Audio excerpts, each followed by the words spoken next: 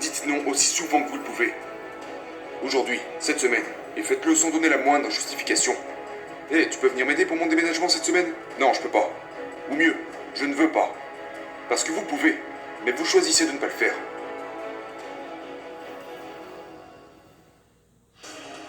Quelles sont les tentations auxquelles vous cédez? Quelles distractions? Quelles sont vos peurs? Sur quoi est-ce que vous hésitez? Qu'est-ce qui vous empêche de faire ce que vous savez que vous devez faire? Identifiez tout ça, écrivez-le, et puis élaborez une stratégie qui vous permettra d'éradiquer les tentations et les distractions de votre vie. Les gars, vous ne devez pas chercher à être occupé. Productif, bien sûr. Efficace, performant, engagé, oui. Mais pas occupé. Les erreurs courantes. Numéro 1, les priorités obsolètes ou indéterminées. Numéro 2, les distractions. Et numéro 3, le syndrome du nice guy. Ok, donc, comment pouvons-nous traiter cela? Comment pouvons-nous gérer notre temps plus efficacement? Comment gagner plus d'argent? Comment être plus connecté avec votre femme? Comment tisser des liens avec vos enfants? Comment se faire des amis? Comment vous approfondir dans les hobbies et les activités qui sont importantes pour vous? Eh bien, vous allez le faire de cette façon. Numéro 1, planifiez votre vie. Planifiez votre vie. Vous prenez un moment, absolument tous les jours, et vous planifiez vos journées. Parce que si vous ne planifiez pas vos journées, vous allez vous laisser distraire par les personnes de votre entourage, par les circonstances extérieures, les situations, par tout ce qui se présente à vous, et c'est juste aléatoire et chaotique, et inefficace. Ce n'est pas productif. Et en fin de compte, c'est l'antithèse des résultats que vous voulez obtenir. Messieurs, planifiez vos journées. Je ne peux même pas vous dire avec combien d'hommes je parle qui n'ont pas d'emploi du temps. Ils n'ont qu'une sorte de liste de tâches à accomplir. Ils n'ont qu'une forme de priorité ou d'instruction écrite sur la façon dont ils vont accomplir leur journée. Ils n'ont pas de stratégie pour faire face aux distractions. Ils ne savent pas dire oui à certaines choses et non à d'autres choses. Ils ne savent rien de tout ça. Les gars, planifiez vos journées. Maintenant, peu importe comment vous le faites. Que vous utilisez Google Agenda ou que vous planifiez sur un bloc-notes.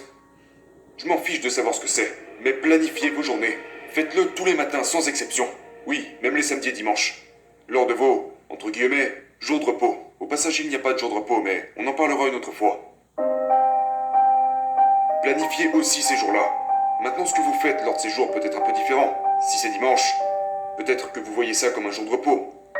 Mais cela ne veut pas dire que vous devez laisser cette journée au hasard. Non, planifiez-la. Mon service religieux de telle heure à telle heure, le temps avec ma famille de telle heure à telle heure, les repas ici, la sortie entre amis ici, la lecture ici. Donc même lors de vos jours de repos, vous devez rester organisé et structuré. Numéro 2, identifiez les oui et identifiez les non. Et c'est beaucoup plus facile si vous planifiez vos journées. C'est nettement plus facile si vous avez un plan de bataille, que vous connaissez vos buts et que vous savez ce que vous voulez accomplir. Parce que tout ce que vous avez à faire, c'est dire « Ok, voici une opportunité qui vient de se présenter. Et je dois répondre oui ou non en fonction de là où elle me mènera. Laissez-moi vous donner un exemple. J'ai un ami à moi qui est adepte de mes podcasts depuis des années maintenant et qui voulait un coaching individuel. On avait déjà fait un truc comme ça à l'époque et j'étais très intéressé à aider cet ami en coaching individuel sur une base régulière. Donc j'y pensais de plus en plus, mais je me suis dit, j'ai déjà ces priorités, j'ai ce truc à terminer, j'ai ces projets qui sont en cours, et vous savez, même si je voulais aider cet ami grâce à cette relation de coaching, j'ai dû prendre la décision, basée sur mes priorités, car je devais honorer mes priorités. J'ai dû envoyer un email à cet ami et lui dire, hé regarde, j'ai déjà ces projets et ces tâches en cours, donc je ne suis pas en mesure de t'aider maintenant. Mais je te souhaite le meilleur et, si t'as des questions, je serai heureux d'y répondre. Mais nous ne pouvons pas entrer dans une relation de coaching. Maintenant, combien d'entre vous, à cause de l'argent, ou à cause de votre désir d'être gentil ou d'être perçu comme gentil, ont accepté de porter des choses sur leurs épaules, et puis avaient sacrifié toutes les autres choses que vous aviez en cours? Tous vos projets, toutes vos activités, vos relations, votre famille, toutes les autres choses qui étaient importantes pour vous. Bien sûr, beaucoup d'entre vous ont fait ça, et je vous avouerai que dans le passé, j'ai aussi fait ça. Mais je réalise, maintenant, que j'ai des buts, j'ai des objectifs. J'ai une vision pour mon futur et donc je mesure ces opportunités et ces choses qui surgissent devant moi et je me demande, sont-elles alignées avec les choses que je veux accomplir? Si c'est le cas, alors je dis oui. Si ce n'est pas le cas, alors ça sera non. Ce qui m'emmène au prochain point. Le point numéro 3 qui est, entraînez-vous à dire non. Je trouve curieux le fait que nous avons à pratiquer cela, mais nous le devons. je ne pense pas que nous soyons intrinsèquement doués à dire non en tant qu'espèce. Pourquoi? Eh bien, nous voulons nous montrer utiles. Nous voulons être perçus comme des membres contributeurs. Ce sont des comportements qui ont été intégrés en nous sur, non pas des milliers, mais des dizaines et des centaines de milliers d'années d'évolution. C'est un mécanisme de survie. Je dois être coopératif. Je dois être perçu comme un membre contributeur du groupe, parce que si ce n'est pas le cas, je serais banni. Et je pourrais potentiellement mourir. C'était le cas il y a 100 ans, 2, 3, 400 ans, 1000 ans. Mais ce n'est plus le cas aujourd'hui. Et donc nous devons évoluer. Et ça va être gênant, ça va être inconfortable, parce que c'est littéralement ancré à l'intérieur de vous. Le fait de coopérer avec d'autres êtres humains, quelle que soit la tâche en question. Nous voulons être gentils, nous voulons être coopératifs, nous voulons être utiles, nous voulons acquiescer quand nous le pouvons, nous voulons aider les autres. D'accord? Bien sûr que nous le voulons. Le problème, c'est que ça nous écarte de nos priorités et nous empêche de faire ce qui est vraiment important à nos yeux, de faire un travail formidable et concret.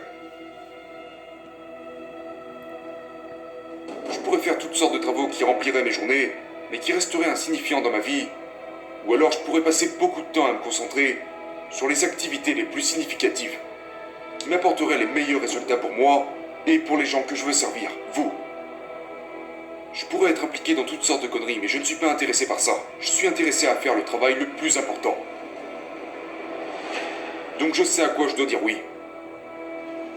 Et si quelque chose n'est pas aligné avec ce que j'essaie d'accomplir, je saurais dire non. Mais il faut s'entraîner à dire non. Ça ne vient pas naturellement. La beauté de cela, c'est que ça devient plus facile avec le temps. C'est de plus en plus facile. Donc la première fois que vous allez dire non, ça sera dur. La deuxième fois, ça sera encore dur, mais peut-être pas autant que la première fois. Mais quand vous l'aurez fait 100 fois, vous serez devenu un pro pour dire non. Donc voici mon défi pour vous. Dites non aussi souvent que vous le pouvez. Aujourd'hui, cette semaine, et faites-le sans donner la moindre justification. Hé, tu peux venir m'aider pour mon déménagement cette semaine? Non, je peux pas. Ou mieux, je ne veux pas. Parce que vous pouvez, mais vous choisissez de ne pas le faire. Non, je ne veux pas. Point barre. Et vous ne donnez pas à qui que ce soit la moindre explication. Maintenant, si c'est un ami, vous pouvez donner une explication. Ce n'est pas ça que je dis. Si un ami me demande de faire quelque chose, et que je peux pas ou que je ne veux pas le faire, je vais probablement lui donner une raison. Et ce sera une raison valable, parce que sinon j'irai l'aider. Mais les gars, pratiquez et devenez bons à dire non. Et vous verrez à quel point votre vie deviendra meilleure.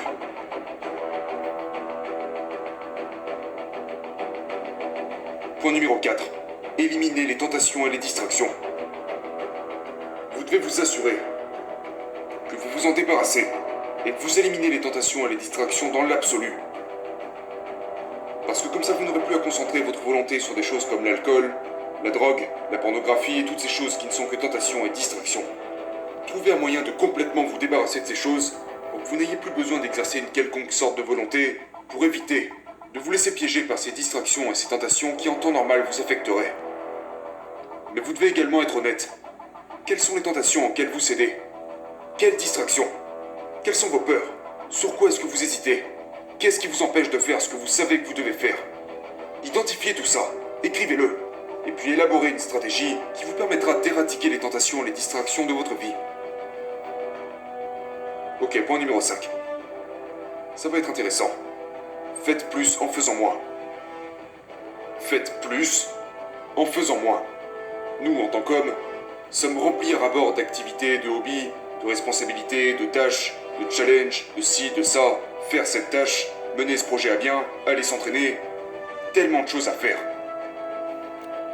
Et si on n'y fait pas attention, on peut penser être super efficace, à faire des choses qui en réalité n'ont aucune importance. Et on se piège nous-mêmes à croire que nous sommes efficaces.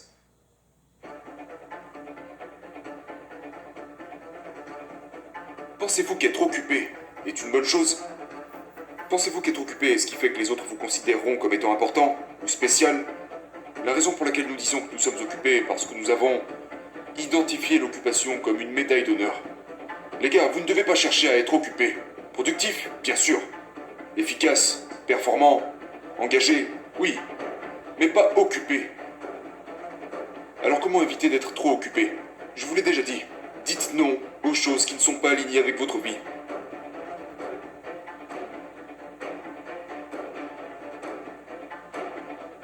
Donc le dernier point, c'est faites plus en faisant moins. Mais soyez hyper efficace et productif, pleinement présent avec les choses que vous faites. Si vous travaillez, soyez pleinement présent et engagé à travailler. Si vous êtes chez vous en train de sauter sur le trampoline avec vos enfants, soyez pleinement engagé. Vous n'avez pas votre téléphone sur vous, même pas à portée de main. Soyez pleinement présent à ce moment-là. Et vous constaterez qu'en faisant moins, vous aurez peut-être une vie bien plus épanouissante et gratifiante. Et c'est de ça qu'il s'agit.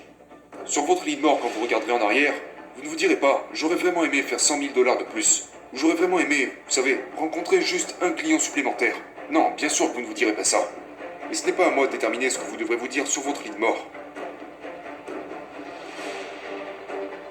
Mais je pense que la plupart d'entre vous savent exactement ce que vous avez à faire pour pouvoir vous dire ce que vous aimeriez vous dire à la fin de votre vie.